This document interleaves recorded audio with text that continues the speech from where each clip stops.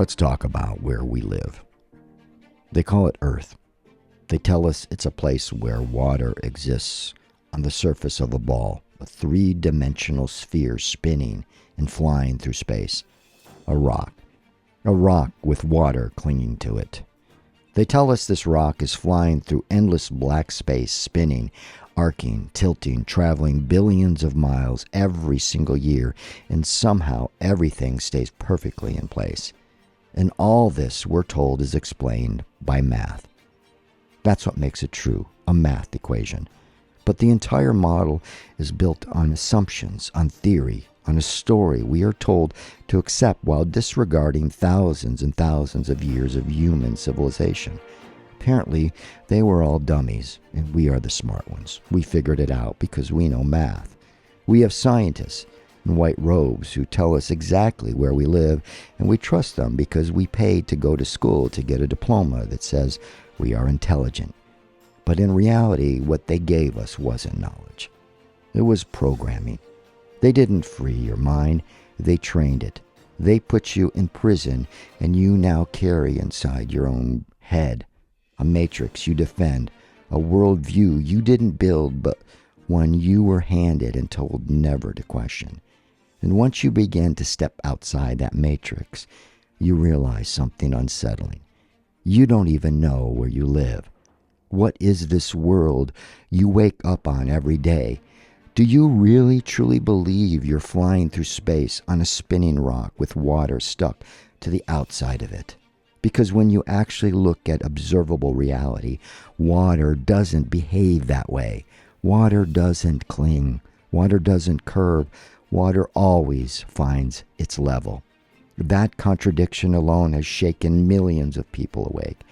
And the world is waking up, realizing that the story we were told doesn't match what we can observe, test, and experience.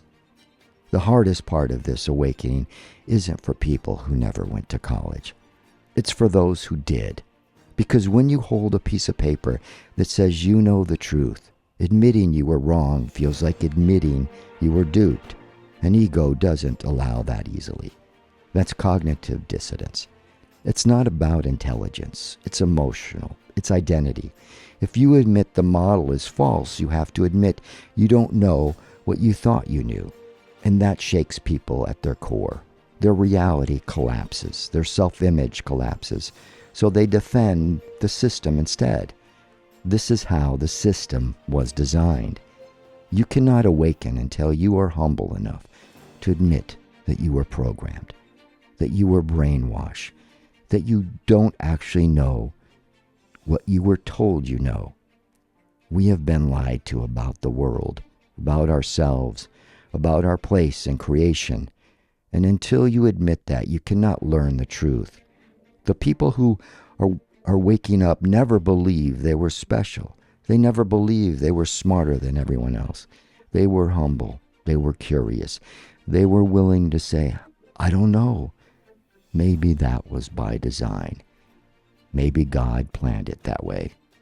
They weren't lazy. They weren't stupid. They were the hard workers, the observers, the ones paying attention instead of memorizing, the ones frustrated by the contradictions instead of explaining them away, always learning, always questioning, always improving. You have to admit the lie before you can see the truth.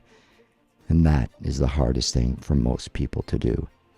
At the top of the system, whoever they are, whatever names you give them, committees, bloodlines, institutions, global organizations, they all benefit from one thing: control. A controlled population that doesn't know where it lives is easy to manage, easy to tax, easy to frighten, easy to move. That's what this is. And that's why people all over the world are waking up. Welcome to the Great Awakening. Welcome to the Great Awakening.